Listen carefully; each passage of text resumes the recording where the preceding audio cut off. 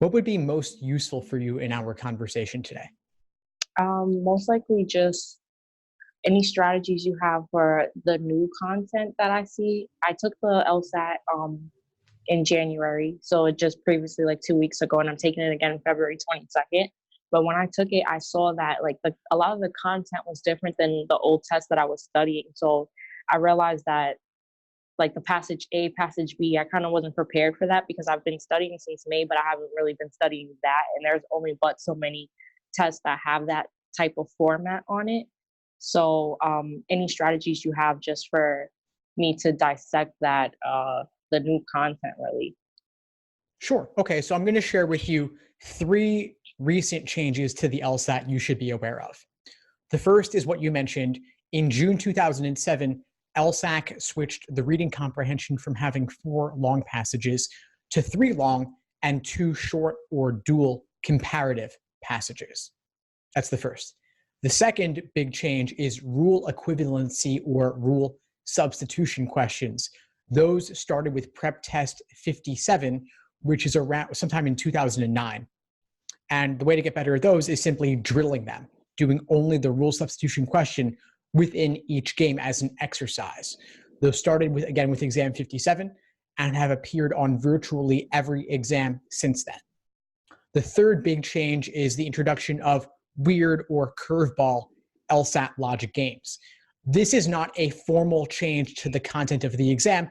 This is a more subtle change that students and test prep providers have been noticing in recent years. And once again, you want to do a bunch of these weird curveball games in a row to solidify your understanding of how, even if the style of the game appears different, the underlying principles can remain the same.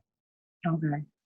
Now, to circle back to the first thing you mentioned, the dual or comparative passages, they are a little bit different. They test not so much your understanding of the content as your ability to efficiently hunt and research for the information you need in the passage. So I can imagine, of course, if you walked in on test day and you saw that for the first time, having never seen it before, you probably flipped out, right? You were like, what is this? Yeah. It's definitely an adjustment. And so I would want you to do every single dual comparative passage over the next few weeks. They started with June 2007, which is exam 51 and a half. Informally, I call it that, which is in between 51 and 52. So you have over 30 passages like that available to study from. So get your hands on the newest LSAT exams.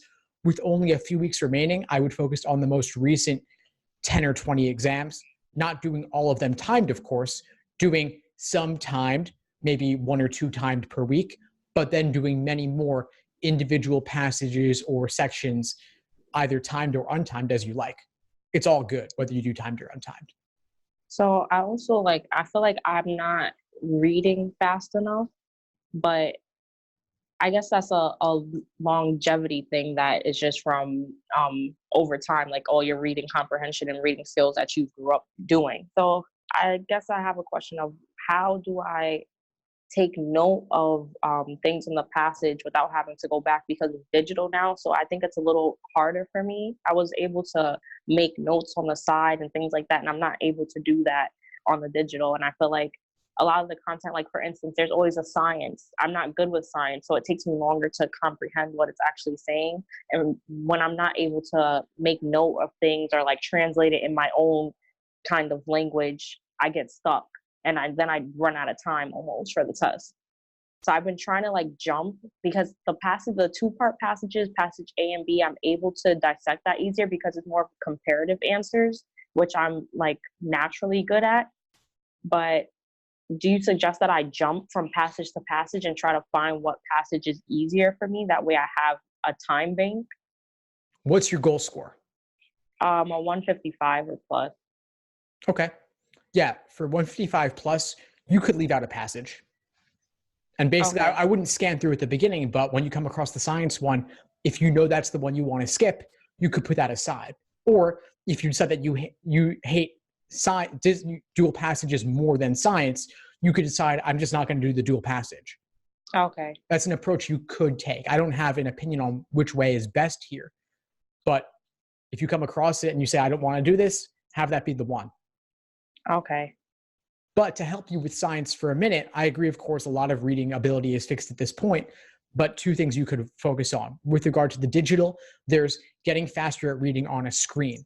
So I recommend two websites for this. One is called phrasereader.com. The other is called spreeder.com, Spreeder. And what these sites do is they let you copy paste text into a field and you can display it to yourself at different speeds, like you're putting yourself on a reading treadmill. Oh, okay. That sounds really helpful. And then with regard to topics, I would say, remember, of course, the content, the topic doesn't matter. It's just simply the structure that matters. So focus as an exercise, what is the major viewpoint presented in the passage? What is the author's opinion? Extract that, summarize that for yourself. And of course, you can't write on the passage, but you can write on scratch paper to the side. So maybe you want to jot down a couple of words or maybe just one sentence that summarizes that major point. Okay, so the main point and the author's opinion. Yeah. Okay. I guess so. We covered logic, and the logic games. Surprisingly, I did well on them, and that was the thing I was stressing most about because I guess it didn't change as much on the test, but everything else kind of like threw me for a loop, even though I was studying like more focused on the logic games or the logical reasoning. I think that covered all my questions, to be honest. Have you done any digital LSAT prep specifically? I did a few because LSAT gives you like a test run and they give you like 3 or 4 tests that you can practice with, but that was all. Did you do them on a tablet specifically? No, I did them on my computer. Okay, I'd recommend if you can, looking at it and playing with it on the tablet specifically, because it is a different experience. It's a touch screen. Yeah. And the functionality is a little bit different. And I know you've probably done those exams already, but just as an exercise, walking through them, seeing what is the navigation like, especially on reading comp, where you cannot see both the passage and the questions at once. Yeah. You have to scroll up and down to see the different parts of the passage. And so that's something to get used to. Okay. Pros and cons to digital, but you definitely want to adjust to any of the cons and be ready for them at least. Yeah. Okay. So I'll try that. By the way, for more tests that are online, Khan Academy has 10 or 11 exams available, and they're not in the digital LSAT format. But if you want more tests to practice on that are fairly recent, that's a reasonably good source, aside from getting those books of 10 exams that are the newer ones. So we're currently at exam 90 almost. So work on the ones in the 70s and the 80s a lot over the next few weeks. Okay. 70s and 80s. Because that'll show you the most recent evolution of the exam, and you'll see the dual passages, you'll see the rule substitution questions, and you'll see plenty of those curveball games. Any advice for like keeping on track of time? Because I felt like when I'm prep testing, I can get up to at least question 20 in logical or analytical reasoning. But during the test, it was like I was slower. It just didn't function. So I was only reaching up to 18, and then I didn't want to leave them blank, so I just started guessing. Yeah, well, you definitely should guess. You should definitely bubble in everything since there's no guessing penalty.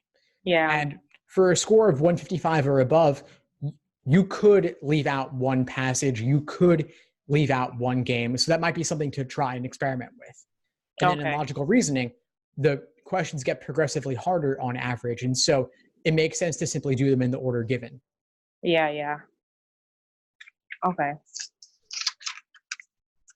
Any other sites that you would recommend just for testing tips or? Well, I'd recommend, if you haven't seen all my resources, I have a lot. I have the LSAT blog, which is a lot of articles on LSAT prep. I also have their guides, cheat sheets, checklists, explanations, as well as full video courses for every section of the exam. I also have the LSAT Unplugged YouTube channel and podcast. So those are other sources of information that you can study on the go with. And then I have a Facebook group for LSAT Unplugged students. I also have the LSAT Unplugged Instagram channel. And so a lot of different resources I'm putting out every day. Okay. So I'll definitely check those out. I'll listen in on the podcast too, because those are helpful. All right. Well, that's all the questionings I have. Thank you. My pleasure. I'm glad I was able to help. Before we sign off, what would you say is the biggest insight you got from our call today? Probably the passages that start the changes. That would help me to at least strategize myself better for the next time I take it, which is soon. So it helps me to not look at the old ones that aren't the same, because it didn't make me feel equipped enough. Like, I felt like I did understand the concept of it, but if you're not used to reading a specific thing or seeing a specific thing, it can throw you off completely. So definitely just knowing the test, the beginning of the changes in the test. Great. Glad to help. Well, please keep in touch and let me know if I can help in any way moving forward. Thank you. Thanks for tuning into the show. Please subscribe if you haven't done so already to be notified of new episodes as I release them. And feel free to reach out if you need anything at all as you move forward with your prep. I'm happy to help however I can. In the meantime, I'll wish you all the best and take care.